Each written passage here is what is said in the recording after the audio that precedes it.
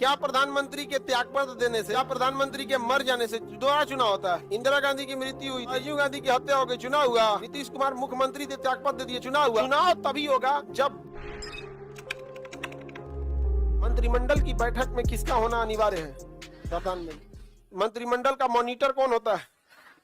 मंत्रिपरिषद का भी मॉनिटर प्रधानमंत्री होता है। अगर प्रधानमंत्री ने कहा कि मैं बहुत बूढ़ा हो गया हूँ, थक गया हूँ काम करते करते, अब एकदम चल जाएंगे हम यहाँ से, उब जाएगा कोई, तो मंत्री क्या दे देगा? त्यागपत्र दे देगा। तो क्या दोबारा चुनाव होगा?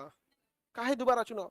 दोबारा चुनाव तब तक नहीं होगा जब तक कि बहुमत ना खत्म हो जाए, अर्थात 273 जब तक सीट है तब तक चुनाव नहीं होगा। चाहे कोई खुश रहे, चाहे दुख रहे, चाहे त्यागपत्र दे, चाहे मृत्यु हो जाए, चाहे उल्का पिंड गिर जाए, कुछ हो जाए, चुनाव तभी होगा जब बहुमत खो दिया जाए। बहुमत मतलब टोटल सीट का आधा, यानी 200 545 का आधा 273।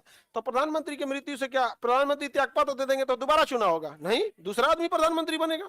जैसे मुख्यमंत्री हमारे नीतीश कुमार थे, 2015 में इस्तीफा दे दिए, कहे हम ना रहते, जीतन राम मांझी को बना दिया गया कि दोबारा चुनाव होगा। हेमंत सोरेन को ईडी उठा ले गई, तो क्या दोबारा चुनाव हुआ? चंपई सोरेन बने, दोबारा चुनाव हुआ? नहीं हुआ। अरविंद केजरीवाल को उठा ले गई, अभी तो वहां चुनाव नहीं हुआ है, अभी तो वही है। समझ में आ गया कि नहीं? जमानत दी थी तो सीबीआई लेके चल गई। कैरम बोर्ड खेल रहा है सब। समझ में आ रहा है कि नहीं आ रहा है? आप ध्यान से समझो बाबू मेरे, और इधर ध्यान से। क्या प्रधानमंत्री के त्यागपत्र देने से या प्रधानमंत्री के मर जाने से दोबारा चुनाव होता है? इंदिरा गांधी की मृत्यु हुई थी, हत्या हो गई थी, क्या चुनाव हुआ? राजीव गांधी की हत्या हो गई, चुनाव हुआ। नीतीश कुमार मुख्यमंत्री थे, त्यागपत्र दे दिए, चुनाव हुआ?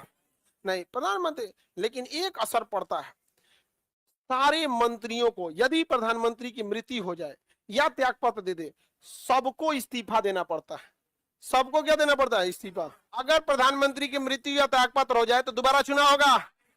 लोकसभा भंग होगी? नहीं, लेकिन मंत्रिपरिषद भंग हो जाए, क्योंकि प्रधानमंत्री के हिसाब से उसे लगा था कि यह व्यक्ति सड़क विभाग संभाल सकता है, इसलिए उसे सड़क विभाग दिया था।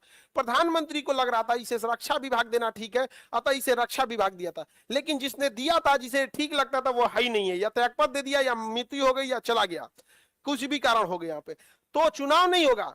फिर उसी पार्टी में से कोई सीनियर लीडर को क्या बना दिया है? प्रधानमंत्री। अब वो अपने हिसाब से मंत्री ठीक करेगा ना, आपको हम दूसरा विभाग देते हैं, इसको ये दूसरा देते हैं, अच्छा उसका मन तो सेम रख सकता है या उसका मन वो चेंज कर सकता है। तो प्रधानमंत्री के मृत्यु या प्रधानमंत्री के त्यागपत्र के कारण लोकसभा को कोई फर्क नहीं पड़ता है, ना लोकसभा का चुनाव होगा, ना लोकसभा भंग होगी। केवल और केवल भंग होगा तो मंत्रिपरिषद, और जब मंत्रिपरिषद भंग होगा तो मंत्रिमंडल अपने से भंग हो जाएगा। इसी का छोटा रूप है, मंत्रिपरिषद भंग हो जाता है और फिर एक नया प्रधानमंत्री आता है और वो शपथ लेता है, और उसके बाद अन्य मंत्रियों को शपथ प्रधान राष्ट्रपति से कहता है इसको इसको दे दीजिए, इसको ये विभाग दीजिए, वो अपने हिसाब से मंत्रिमंडल सेट करेगा। समझ में आ गया कि नहीं आ गया? किसी को दिक्कत? आगे बढ़े। जैसे सपोज कीजिए कि अभी हम केजीएस को संभाल रहे हैं, हम अगर त्यागपत्र दे दें केजीएस से और किसी आपको कहते हैं आप केजीएस को लीड कीजिए, तो आप अलग अलग चेंजिंग करेंगे। कौन सेंटर हेड है, कौन टेक्निकल हेड है, कौन फाइनेंशियल हेड है, कौन एकेडमिक हेड है, कौन ग्रीवांसेज है, हम अपने हिसाब से सेट करके रखे हैं किसका क्या काम है, क्या है।